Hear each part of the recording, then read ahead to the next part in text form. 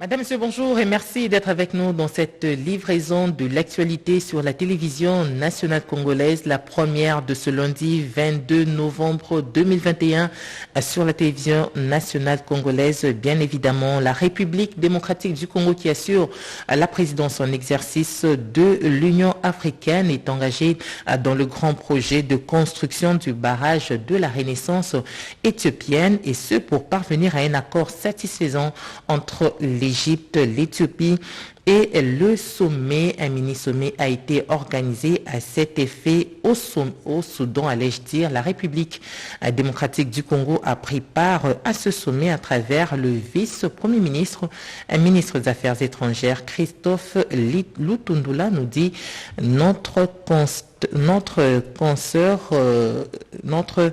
concert dans ce reportage.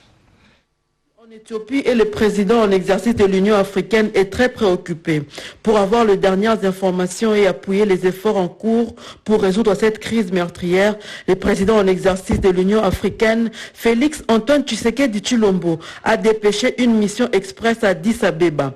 Elle est conduite par le vice-premier ministre, ministre des Affaires étrangères et de la coopération internationale, Christophe Lutundula Apala, accompagné des conseillers spéciaux en matière de sécurité, François Beya, et militaire, le général François Kabamba. La mission a rencontré les autorités éthiopiennes et la Commission de l'Union africaine, conduite par son président Moussa Faki. L'objet de cette mission est de recueillir auprès de ces autorités et de la Commission de l'Union africaine les informations les plus récentes et fiables sur la crise éthiopienne d'une part et d'autre part apporter le soutien du président Tshisekedi en sa qualité de président en exercice de l'Union africaine aux efforts déployés par l'organisation continentale en vue de mettre fin à cette guerre. Des échanges fructueux ont eu lieu avec son homologue éthiopien avant d'être reçu par le Premier ministre établi sur la situation globale de l'Éthiopie qui est menacée par un mouvement insurrectionnel. La délégation congolaise a pour clôturer le séjour éthiopien eu une séance de travail avec le président de la Commission de l'Union africaine, Moussa Faki. La délégation conduite par Christophe Lutundula est arrivée à Khartoum au Soudan pour être reçue par le président du Conseil souverain de transition, le général Abdel Fattah al-Burhan. Rendons-nous à présent en Afrique du Sud où la ministre du portefeuille Adel Kainda ne cesse de multiplier des contacts et ce pour la réhabilitation de la Codeco qui est une banque nationale de proximité. Angèle Magalalandou. De nos jours, les caissiers n'ont pas besoin de toucher l'argent des clients en main. Les machines les font en un temps record. Une fois la Codeco réhabilitée, il faudra que les techniciens s'y mettent. La sécurisation des avoirs des clients est un avantage additionnel pour pouvoir faire un pas qualitatif vers la confiance ou la fidélisation de la clientèle.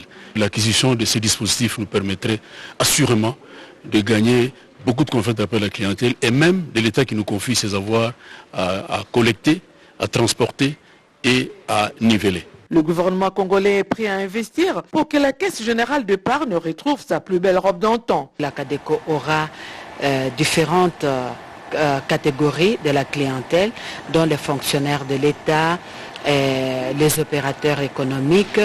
C'est une banque nationale de proximité qui va surprendre. Et je suis vraiment convaincu que dès notre retour, nous nous mettons déjà à l'œuvre.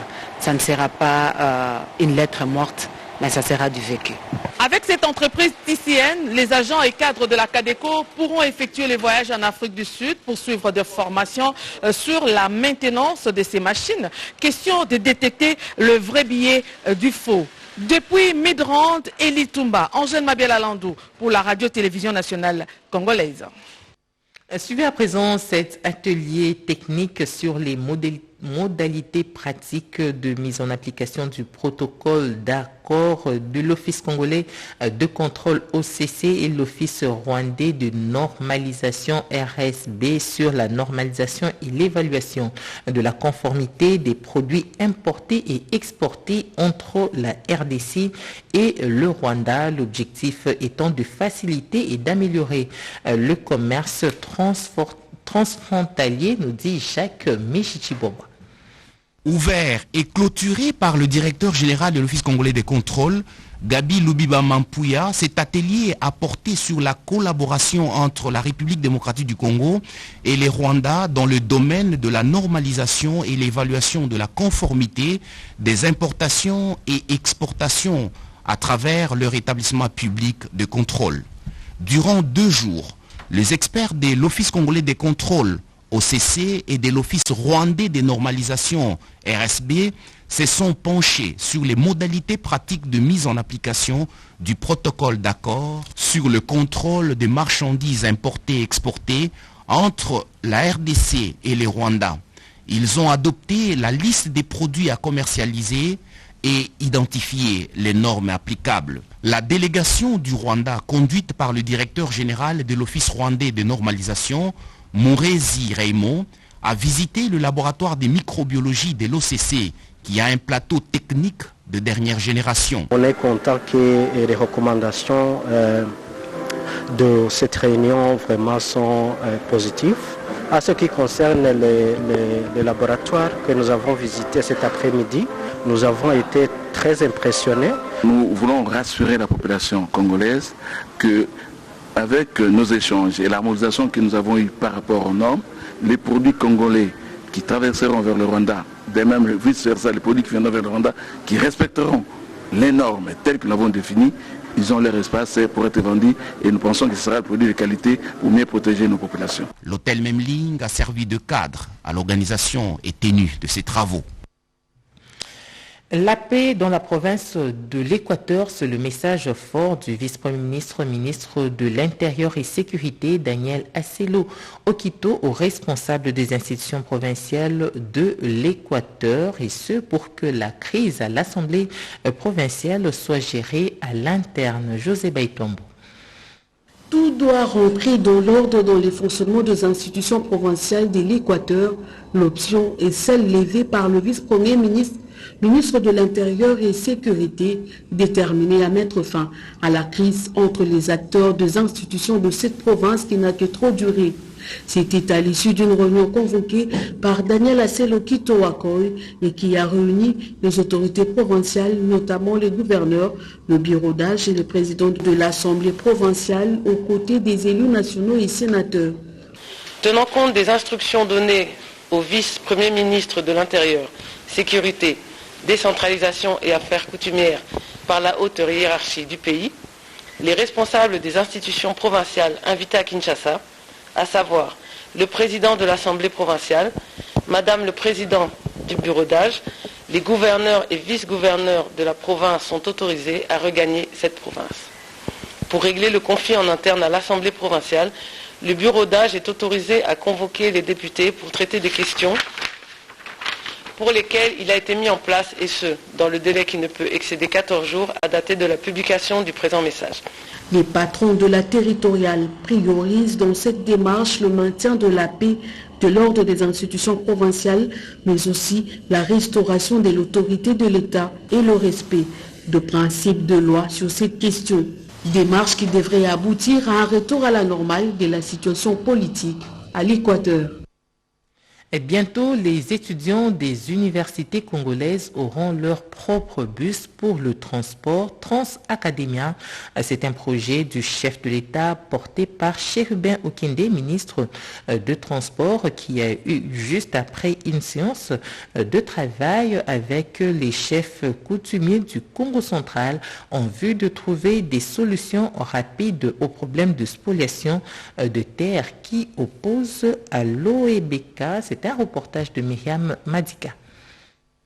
En exécution de la décision du président de la République, Félix-Antoine Tshisekedi, d'accorder les facilités de transport aux étudiants de la RDC, les ministres des Transports, Voies des Communications et des Désenclavements, Chérubin Okende Senga, a effectué une visite du site de l'université de Kinshasa. Question pour lui d'inspecter les sites qui devra servir notamment au parking de bus, mais également de cerner les facilités de mobilité dans le cadre du projet sur les transports en commun exclusivement dédié aux étudiants de la RDC. Le ministre était accompagné du directeur des cabinets du ministre de l'Enseignement supérieur et universitaire, représentant Moindo Nzangi empêché, directeur de l'université de Kinshasa, de l'intendant général de l'UNIKIN, mais aussi de la délégation de la coordination estudiantine. Le message d'aujourd'hui du chef de l'État consiste à faire comprendre à la communauté estudiantine tout entière, pas simplement de l'UNIKIN, qu'il n'entend pas être ce parent qui promet sans réaliser. Il avait, à l'occasion de la visite dans certaines institutions d'enseignement supérieur et universitaire de Kinshasa, en l'occurrence l'Université pédagogique nationale, promis d'assister les étudiants pour faciliter leur déplacement, en dotant cette communauté de moyens de transport appropriés. Le message actuel, c'est qu'il y aura très bientôt Transacademia. Transacademia, c'est ce transport en commun dédié uniquement aux étudiants. Dans un autre registre, le numéro 1 des transports en République démocratique du Congo s'est entretenu avec les autorités coutumières propriétaires des terres dans le Congo central. Ces derniers venus revendiquer leurs droits sur les taxes des péages versés par les conducteurs de véhicules sur le pont Maréchal. Ils accusent les dirigeants de l'organisation pour équipement des bananes à Kinshasa, OEBK, des spoliations de leur espace. Je pense que j'ai écouté. Mon premier message est d'abord de vous demander de vous apaiser. Je prends bonne note de votre demande légitime, qui est celle de bénéficier aussi de ces bijoux. C'est votre droit. Je crois que ce n'est pas mauvais de le dire. Sous peine d'écrouler les prestigieux ponts Maréchal de manière mystique, ces chefs coutumiers du Congo central, en colère, sollicitent une rencontre avec les comités de gestion de l'OEBK. Il vient d'être élevé au rang d'ambassadeur de la paix par l'Institut international Chanak d'histoire. Le président de l'Assemblée nationale, Christophe Mbosso, est investi dans la mission de défendre l'idéal de la paix dans la sous-région d'Afrique centrale et dans le monde. C'est ce que nous dit Sylvie Moembo dans son reportage.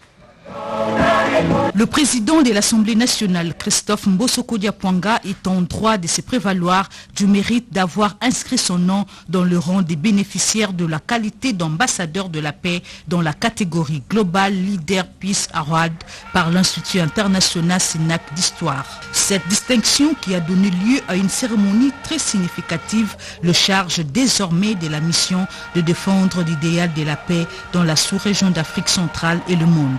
En cette période de troubles et de violence dans certaines parties de la République démocratique du Congo, d'Afrique et du monde, aucune priorité n'est urgente que la recherche de la paix, afin de créer les conditions indispensables à l'épanouissement spirituel, moral et matériel des citoyens, et de promouvoir la compréhension mutuelle et de faire progresser la coexistence pacifique entre des peuples et des nations.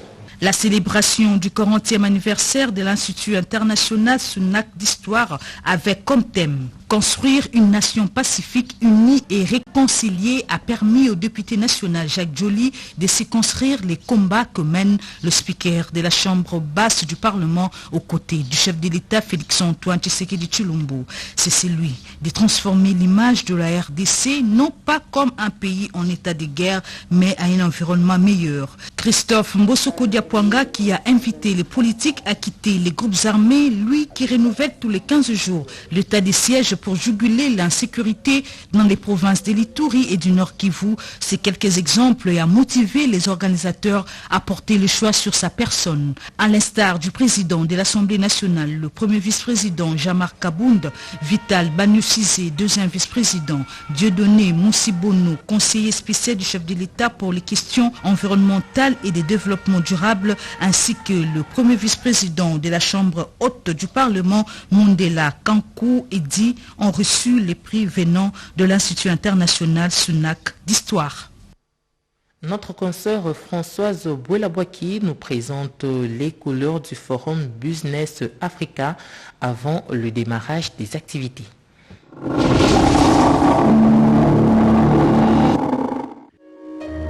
À l'approche du rendez-vous de Kinshasa, la ville arbore les couleurs de la charte graphique de DRC Africa Business Forum. Pour accueillir les invités, le comité d'organisation a placé les panneaux lumineux à la sortie de l'aéroport international de Njili. Plus de 1000 personnes sont attendues. Nous avons les partenaires, donc nous avons déjà Afrexim Bank, que le PDG, le docteur Oroma, sera au rendez-vous. Nous avons la BADEA, la Banque arabe pour le développement économique de l'Afrique qui est basée à Khartoum au Soudan. Et le directeur général sera là. Nous attendons également d'autres personnalités importantes comme le CIO de AFC, donc Africa Finance Corporation. Et nous avons des Allemands tels que celui de Thomas Wu qui sera là, qui ont la technologie pour œuvrer dans ce secteur et qui a également l'expertise pour former la main-d'œuvre. Parce que créer la richesse, c'est aussi donner des emplois décents, de forte qualité aux Congolais. Non loin du site des travaux, les grandes affiches occupent les espaces, les outils de communication hors médias qui confirment les dates. Du 24 et 25 novembre 2021, la télévision nationale RTNC, dont la tour est ici visible, devra retransmettre en direct le forum pour lequel le président de la République démocratique du Congo, Félix Antoine Tshisekedi, président de l'exercice de l'Union africaine, invite ses pairs. La Commission économique pour l'Afrique, avec ses partenaires, croit en cette maxime qui dit des idées aux actions. C'est-à-dire qu'il ne faut pas seulement concevoir des plans Marshall, mais également contribuer, mettre des systèmes sur pied qui vont permettre de réaliser les investissements. Donc c'est vraiment la nature, on va dire, unique de ce forum, qui n'est pas seulement d'échanger, de cogiter, mais penser à conclure des cas d'accord entre différents partenaires. Il y a eu un travail préparatoire énorme qui est fait pour que ça soit un succès et que dans des délais, nous l'espérons assez courts, voir des investissements se réaliser. Selon Jean-Marc Kilolo de la Commission économique pour l'Afrique, l'annonce exclusive est réservée aux participants. L'étude sera dévoilée. L'étude a été menée par Bloomberg. Je signale ici que la Commission économique pour l'Afrique et ses partenaires ont mis leurs efforts ensemble pour commanditer cette étude qui démontre que la RDC a un avantage compétitif dans la production des précurseurs de batteries. Nous en saurons tous plus le 24. La cérémonie sera également relayée via Internet. C'est avec de telles initiatives que la RDC confirme sa place de pays solution dans la transition énergétique. Les communautés locales s'intéressent aussi à la propreté dans la ville-province Kinshasa. C'est le cas de la jeunesse Emba du Tanganyika vivant à Kinshasa qui se lance dans le travaux d'assainissement des carrefours à Kinshasa bien sûr. Elle a également remis un lot des matériels dans le cadre de l'opération Kinbopeto Rikinzuzi.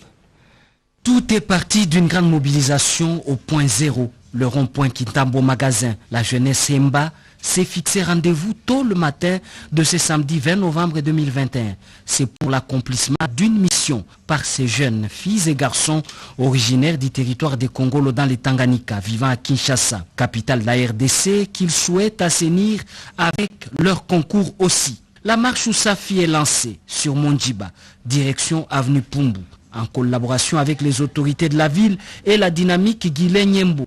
La jeunesse Emba, sous la conduite de son président Bwana Choui et du secrétaire général Djebi Nzouzi, s'est lancé aussitôt arrivé dans les travaux d'assainissement de ce carrefour en face du ministère du Plan, avant de procéder à la remise d'un lot important de matériel d'assainissement aux représentants de Kinbopeto. La jeunesse Emba aujourd'hui, voulons également participer dans la propriété de notre ville. Nous serons régulièrement dans les différentes communes pour participer dans ce qu'on appelle Kinbopeto. Aujourd'hui, nous remettons quelques outils d'assainissement à la commune de la Gombe. Les bénéficiaires ont apprécié à juste titre ce don de la jeunesse Emba qui reste un modèle et à son président qui a lancé un appel à toute la jeunesse congolaise de s'unir pour participer au développement du pays. Pourquoi une formation de qualité pour nos enfants? La réponse à cette question dans ce reportage de Emmanuela Commissaire. Une prise de conscience visible à travers un engagement pour une élite jeune apte à relever les défis d'une communauté au regard tourné vers le développement. C'est dans ces contextes que le promoteur recteur du complexe scolaire Boigna, Christophe Chimanga, a battu les rappels de troupes pour une mobilisation autour de l'objectif commun, qui est les études.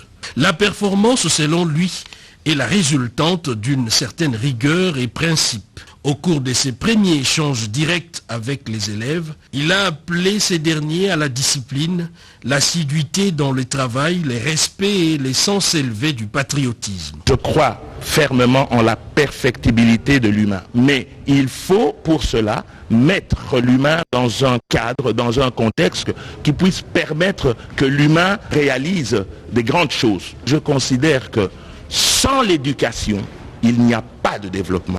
J'assume totalement ce que j'affirme. Regardez à travers le monde, tous les pays qui sont puissants, ils ont développé une politique volontariste en ce qui concerne l'éducation. Au moment de vote de budget, le pourcentage prévu pour l'éducation, il est extrêmement puissant. Aux parents, il leur a été demandé de jouer pleinement leur rôle des premiers éducateurs en synergie avec les corps enseignants. Et José Baïtombo nous parle dans ce reportage de la rénovation du site touristique de l'Antélé. Le site touristique de la Célé appartient à l'État, une partie étant spoliée.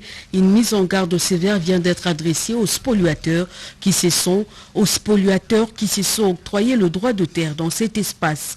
Le chargé des missions et responsable de ce site qui s'y est rendu hier a également lancé une opération de défrichement pour laisser claire la vision en vue de la pose de bornes de délimitation. Le ministre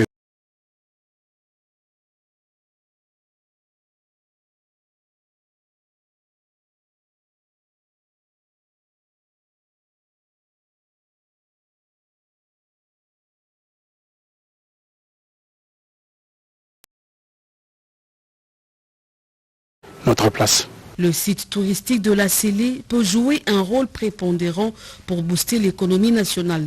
Le nouveau comité de gestion de ces sites, sous tutelle du ministère du Tourisme et ses agents, croit en la rénovation de ces sites mystiques qui sera bientôt réhabilité. Suivez à présent ce reportage sur l'assainissement dans la ville province Kinshasa. Répondant favorablement à l'appel à la solidarité lancé par les chefs de l'État en avril dernier envers les personnes vulnérables en cette période de crise sanitaire due au Covid-19, l'acteur social congolais JP Mika, président de la fondation qui porte son nom, a débuté samedi 20 novembre 2021 l'opération de distribution gratuite des vivres et non-vivres tels que les kits scolaires aux enfants orphelins et des enveloppes pour le paiement des frais scolaires des orphelins à l'âge de scolarité à Tchangou, dans la partie est de Kinshasa, par l'orphelinat Nouvelle Vie Samba, situé au quartier Boma dans la commune de Kimbantseke. Deuxième étape de la ronde de solidarité, l'orphelinat Espoir du Demain, situé au quartier Kayolo dans la même commune, où l'ONG Fondation JP Mika a posé les mêmes gestes de charité et de solidarité en faveur des orphelins.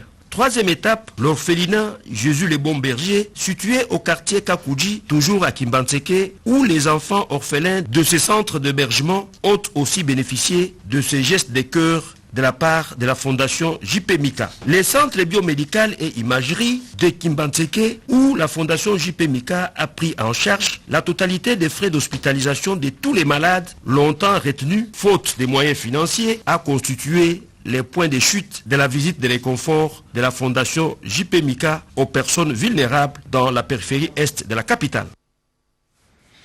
Échange entre le nouveau représentant au Fonds nationaux unis pour la population UNFPA et le professionnel des médias. Question de prendre contact et d'échanger avec la mission de cette agence du système des Nations Unies. Constance Mananga.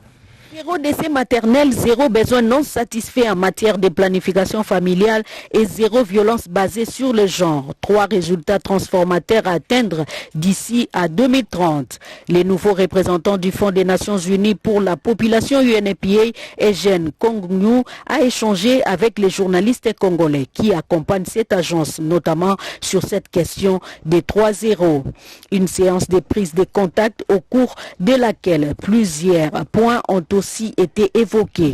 Le numéro 1 de l'UNFPA est revenu sur la mission simple de cette agence lead en termes de santé sexuelle et reproductive et droit de santé reproductive pour créer un monde où chaque grossesse est désirée, chaque accouchement est sans danger et le potentiel de chaque jeune est réalisé. Nous existons pour assurer cette mission partout dans le monde, a dit Eugène Kongnu.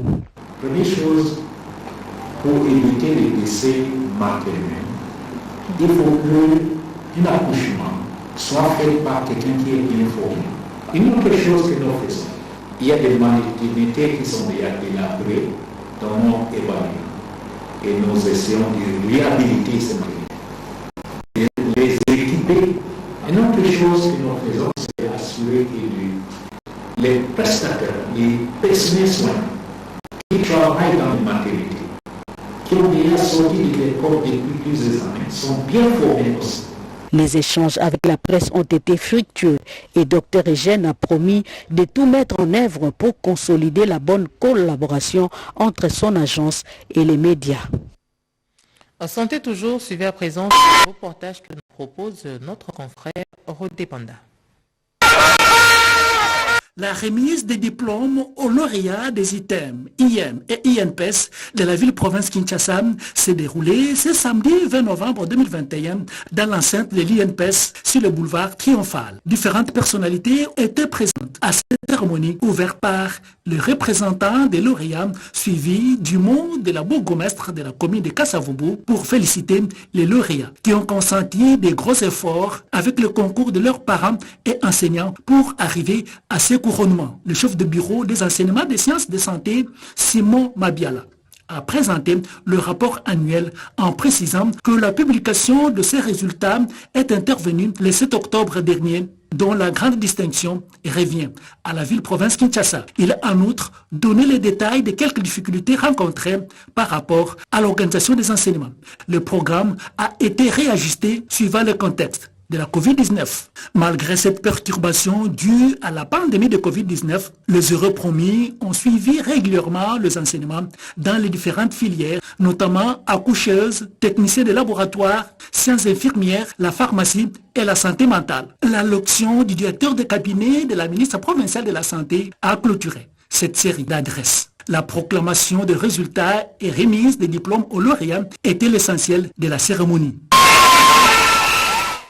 Les villes de Bunia, Butembo et Beni dotées de forages d'eau potable, un geste social aux populations de ces villes sous état de siège qui porte la signature d'Angèle Cosmétique dont la délégation était conduite par Jérôme Sekana. C'est ce que nous dit Cédric Kenina dans ce reportage.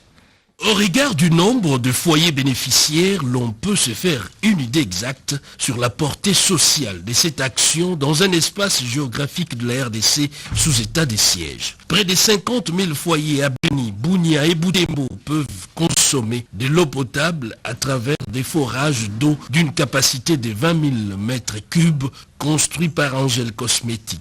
Jérôme Sekana, délégué général de ces groupes et journaliste économique qui revient à procéder à la restitution du contenu de sa mission à la presse. Ce dernier a également dissipé quelques malentendus sur un certain nombre d'allégations qu'il a qualifiées de non fondées. Nous avons foré 3 grands puits et chaque forage est doté d'un mini-réseau de distribution d'eau où vous avez des bornes fontaines qui desservent des populations. Nous avons des fontaines qui vont dans l'autre direction, donc est, ouest, nord, sud. Et chaque fontaine a la capacité de desservir 15 000 foyers ou 15 000 ménages. Dans un avenir proche, les groupes Angel Cosmétiques, Palmeco et Okeplast, Société des droits congolais, annoncent d'autres actions sociales à travers les pays. Terminons par la religion. Les témoins de Jéhovah du monde entier se lancent dans une campagne d'évangélisation, campagne mondiale pour répandre le message d'espoir pour l'humanité. Jacques Méjichibobo. Démocratique du Congo, comme partout ailleurs, les témoins de Jéhovah ont intensifié leur activité de prédication ces mois de novembre 2021. Ils sont en campagne mondiale de partage d'un message puissant d'espoir sur un monde meilleur qui est proche. Utilisant tous les moyens électroniques possibles, le témoin de Jéhovah distribue gratuitement dans 240 pays à travers le monde un numéro spécial de la revue La Tour des Gardes intitulé « Un monde meilleur et proche ». Cette revue qui existe il y a plus de 100 ans est traduite en quelques 230 langues. Ce numéro spécial révèle le message clair de la Bible, à savoir la terre, cette terre, existera toujours et elle ne sera jamais détruite. Par contre, la revue explique, à travers ce numéro spécial, que la Bible promet la fin des injustices, la fin de la maladie, la fin de la mort, la fin des conditions déplorables actuelles. Nous sommes 37, verset 10, que finalement, les méchants n'exerceront plus jamais une quelconque influence néfaste sur la terre. Pour les témoins de Jéhovah, le message positif qu'ils répandent et l'espoir que partagent des millions de personnes dans le monde entier qui prient que le royaume des dieux vienne à travers la prière modèle appelée le Notre Père. Ce royaume est un gouvernement des dieux qui va restaurer le paradis sur toute la terre. Le royaume des dieux est proche. C'est par ici que nous mettons un terme à ce journal. Madame, Messieurs, merci infiniment de nous avoir suivis. L'actualité continue sur nos antennes. 13h30. Tétis Samba. Au revoir et à la prochaine.